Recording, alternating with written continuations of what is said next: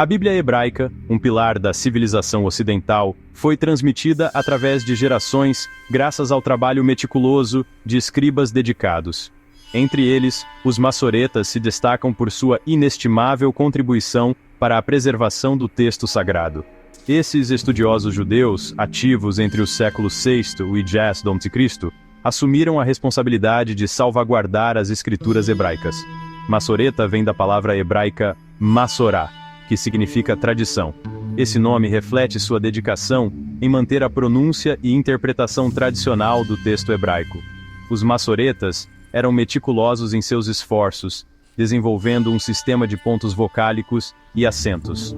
Esse sistema foi crucial porque o texto hebraico original não tinha vogais, tornando a pronúncia precisa difícil.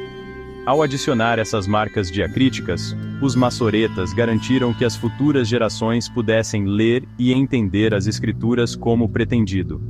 Imagine o desafio de decifrar um texto sem vogais. É como tentar entender uma receita de bolo da vovó sem as medidas exatas. O trabalho dos maçoretas foi notável. O texto que emergiu de seus esforços é conhecido como o texto maçorético. Esta versão padronizada da Bíblia hebraica tornou-se o texto oficial para as comunidades judaicas em todo o mundo. Seu impacto se estendeu além do judaísmo, pois forma a base para a maioria das traduções modernas do Antigo Testamento.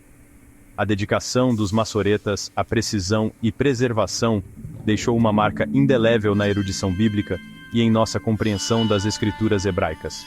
Entre os maçoretas proeminentes estavam a família Ben Asher, de Tiberíades. Moisés Ben Asher e seus filhos, Arão e Naftali, eram particularmente renomados por sua erudição. Seu trabalho no texto maçorético consolidou seu lugar como guardiões da Bíblia hebraica. Seu legado continua vivo em cada tradução que se baseia em seus esforços meticulosos. A Bíblia, uma tapeçaria tecida a partir de diversos fios culturais e linguísticos, foi originalmente escrita em 3 idiomas principais: hebraico, aramaico e grego. Cada idioma desempenhou um papel único na formação das escrituras e na transmissão de sua mensagem através do tempo e das culturas. Compreender esses idiomas revela uma apreciação mais profunda da riqueza e complexidade da Bíblia. O hebraico, a língua dos antigos israelitas, forma a base do Antigo Testamento. A maior parte da Bíblia hebraica foi escrita nesta língua semítica, refletindo o contexto cultural e histórico de seus autores. O trabalho dos maçoretas em padronizar a pronúncia do hebraico foi essencial para preservar a língua e garantir a transmissão precisa do texto. Seus esforços nos permitem ouvir os ecos de vozes antigas, falando através das escrituras. O aramaico, outra língua semítica, ganhou destaque durante o exílio babilônico. Tornou-se a língua franca do Oriente Próximo, deixando sua marca no texto bíblico. Partes do Antigo Testamento, incluindo partes de Daniel, Esdras e Jeremias, são escritas em aramaico. Essa diversidade linguística reflete as realidades históricas da época e a troca cultural que influenciou o desenvolvimento da Bíblia. O grego, especificamente o grego koiné, o dialeto comum do período helenístico, desempenhou um papel fundamental na disseminação da mensagem cristã. O Novo Testamento foi escrito em grego koiné, permitindo que alcançasse um público mais amplo no Império Romano. Esta tradução grega da Bíblia hebraica, a Septuaginta, tornou as escrituras acessíveis aos judeus de língua grega e aos primeiros cristãos. O uso do grego facilitou a disseminação dos ensinamentos cristãos além das comunidades judaicas. A transmissão da Bíblia dependia do trabalho dedicado de escribas, que copiavam meticulosamente as escrituras. Esses textos antigos não foram gravados em pedra, mas confiados a materiais frágeis que evoluíram com o tempo. Dos rolos de papiro aos códices de pergaminho, a forma física da Bíblia reflete os avanços tecnológicos e as preferências culturais de diferentes épocas. O papiro, feito da medula da planta do papiro, era o principal material de escrita no mundo antigo. Os egípcios, mestres na produção de papiro, exportavam essa valiosa mercadoria por todo o Mediterrâneo. Textos bíblicos, como outros escritos antigos, eram frequentemente escritos em rolos de papiro. Esses rolos, embora portáteis, eram suscetíveis a danos e deterioração. O pergaminho, feito de peles de animais, surgiu como uma alternativa mais durável ao papiro. Este material, mencionado na própria Bíblia, ganhou popularidade no início do período cristão.